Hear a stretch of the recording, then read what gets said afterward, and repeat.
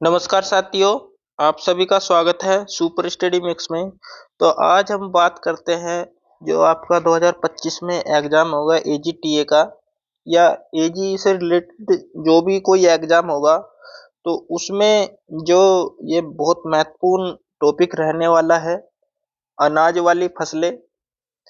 और अनाज वाली फसलों में जो सबसे महत्वपूर्ण फसल है गेहूं।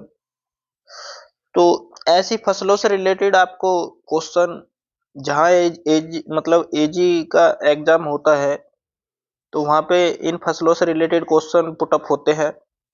तो आज हमने बहुत महत्वपूर्ण फसल ली है और उससे रिलेटेड हम क्वेश्चन आपको पुटअप कराएंगे इस वीडियो के माध्यम से। और इस फसल को हम दो पार्ट में कंप्लीट करेंगे, जिसमें से आपको इस पार्ट में आपको टॉप 20 क्वेश्चन हम प्रोवाइड करा रहे हैं। नेक्स्ट पार्ट में इसका जो आगे का भाग वो प्रोवाइड कराएंगे। तो अगर आप हमारे चैनल पर पहली बार आए हो तो प्लीज सब्सक्राइब माय चैनल और बेल आइकन प्रेस कर ले, ताकि भविष्य में जो भी हम वीडियो बनाए या एजीटीए या एग्रीकल्चर एनीबडी कोई भी एग्जाम की आपको जानकारी देना चाहे तो आप तक नोटिफिकेशन अवश्य पहुंचे। तो टॉपिक हमारा यही है, 2025 में जो आपका एग्जाम होगा एजीटीए का यूपी ट्रिपल एससी द्वारा, इसमें टॉप 20 क्वेश्चन हमने गेहूं की फसल से रिलेटेड रखा है। और परीक्षा में आपके ऐसे ही प्रश्न देखने को मिलेंगे। तो लाइक का बटन दबा दिया कीजिए, उसमें कोई कंजूसी ना कीजिए। और अगर आपका कोई सुझाव है तो उसको भी आप कमेंट बॉक्स में जाके पूछ सकते हो या दे सकते हो। तो चलते अपने टॉपिक की तरफ। तो साथियों, फसल उत्पादन से संबंधित हमारा ये टॉपिक है और अनाज वाली फसलें हैं। जैसे पहला हमने गेहूं लिया है, जिसको इंग्लिश में व्हीट बोलते हैं। तो इसमें हमारा पॉइंट हमारा पहला ये कहला रहा है कि गेहूं का वानस्पतिक नाम क्या है। तो गेहूं का वानस्पतिक नाम है ट्रेटिकम एसिडवम। फिर हमारा जो दूसरा पॉइंट है, गेहूं का कुल कौन सा है। तो गेहूं ग्रेमनी या पोएसी कुल में आता है। नेक्स्ट है हमारा पॉइंट 3, गेहूं का उत्पत्ति स्थान कौन सा है। तो गेहूं का जो उत्पत्ति स्थान जो साथियों दक्षिणी पश्चिमी एशिया यानी तुर्की को माना जाता है। नेक्स्ट पॉइंट है इसमें 4, गेहूं में गुणसूत्र की संख्या है। तो गेहूं में गुणसूत्र की संख्या कितना है, 2n बराबर 42। इसका मैं आपको बताऊं, अगर हम 42 का उल्टा करेंगे तो 24। तो 24 ये हमारा धान की गुणसूत्र की संख्या है। तो इतना भी मैं आपको बता रहा हूं, जो कुछ नेक्स्ट फसलों के लिए या कुछ मुझे लगेगा कि पॉइंट आपके लिए बहुत जरूरी है, उसको मैं बता के चलूंगा साथ में। फिर हमारा है आपका अनाजों का राजा कहा जाता है। पॉइंट 5 में बोला है अनाजों का राजा कहा जाता है गेहूं को। फिर पॉइंट 6 में बोला है गेहूं किस प्रकार की जलवायु में पनपता है। वो शीतोष्ण जलवायु में पनपता है। नेक्स्ट है हमारा 7, भारत में अनाज वाली फसलों के उत्पादन की दृष्टि से गेहूं का स्थान कौन सा है। तो ये साथियों दूसरा स्थान है।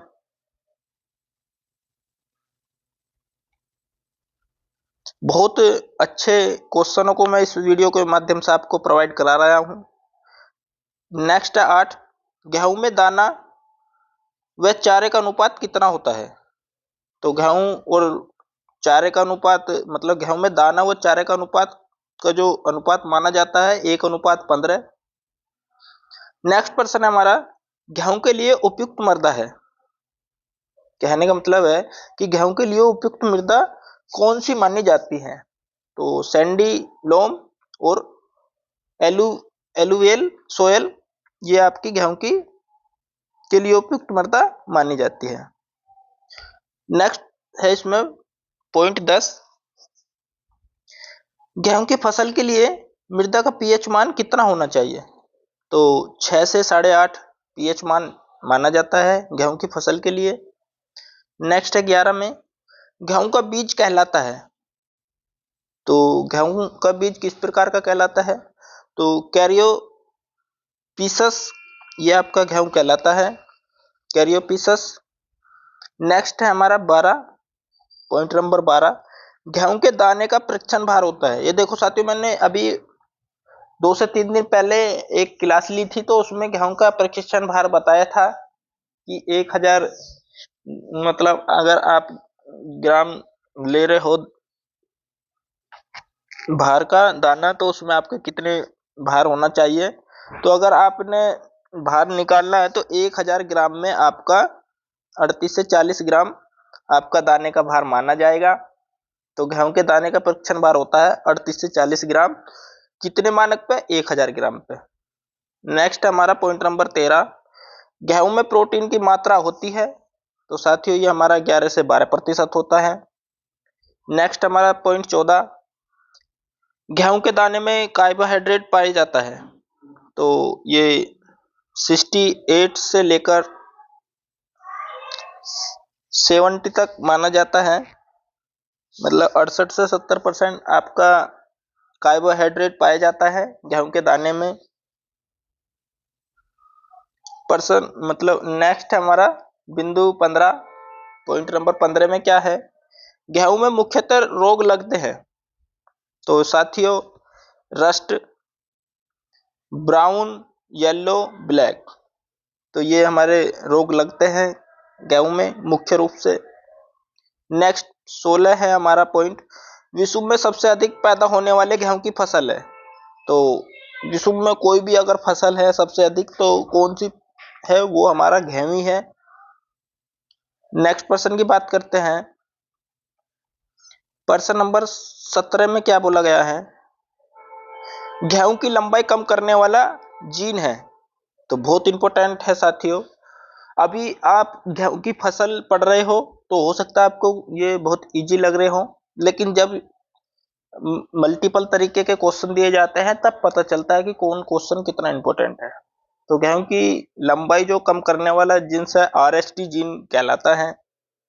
पॉइंट 18 में बोला गया है, भारत में सबसे अधिक गेहूं उत्पादित करने वाला राज्य है। तो भारत की बात हुई है तो ये अपना प्यारा यूपी है, उत्तर प्रदेश।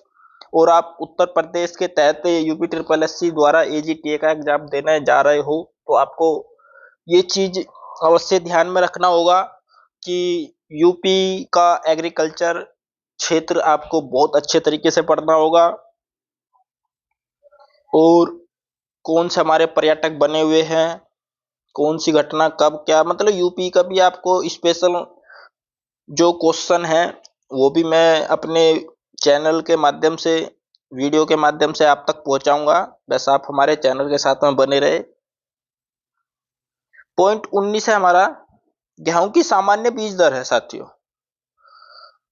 तो सामान्य जो बीज दर है 80 से, मतलब 100 से 125 किलोग्राम प्रति हेक्टर गेहूं की सामान्य बीज दर माना गया है। पॉइंट 20 में बोला गया है, गेहूं की फसल में NPK देने की मात्रा कितनी है? तो कहने का मतलब ये है कि गेहूं की फसल में अगर हम NPK की मात्रा देंगे तो हम उसको किस किस अनुपात में देंगे। तो साथियों अगर हमें नाइट्रोजन 120 किलोग्राम लेनी होगी, फिर आपको NPK फिर 60 किलोग्राम हमें ये लेना होगा पोटास, और फास्फोरस लेना होगा 40।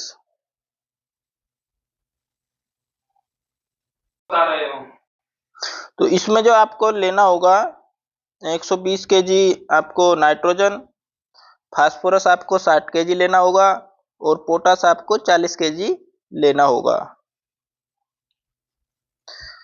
तो नेक्स्ट बात करते हैं पॉइंट नंबर 21। पॉइंट नंबर 21 में क्या है? गेहूं की फसल में लाइन से लाइन की दूरी रखते हैं। जो लाइन से लाइन की दूरी रखते हैं गेहूं की फसल में, वो 22.5 सेंटीमीटर की दूरी रखते हैं। और सबसे जो इंपॉर्टेंट क्वेश्चन है, गेहूं की मुख्य सिंचाई अवस्था मानते हैं। ये आपको जहां पे एग्रीकल्चर का क्वेश्चन देखने को मिलता है वहां पे ये क्वेश्चन पुटअप होते हैं। कोई भी एग्जाम अगर एग्रीकल्चर का हो तो वहां पे ऐसे क्वेश्चन आते हैं। तो ये हमारा CRI स्टेज है। तो आई होप वीडियो आपको काफ़ी अच्छी लगी होगी, काफ़ी हेल्पफुल वीडियो होगी।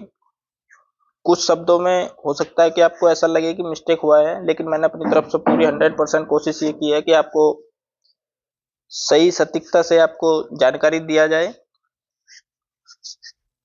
तो अब हम आपको नेक्स्ट वीडियो में मिलेंगे, तब तक के लिए जय हिंद, जय Bharat. Thanks for watching video. और अपना जो भी सुझाव है हमें कमेंट के माध्यम से हमें अवश्य दें।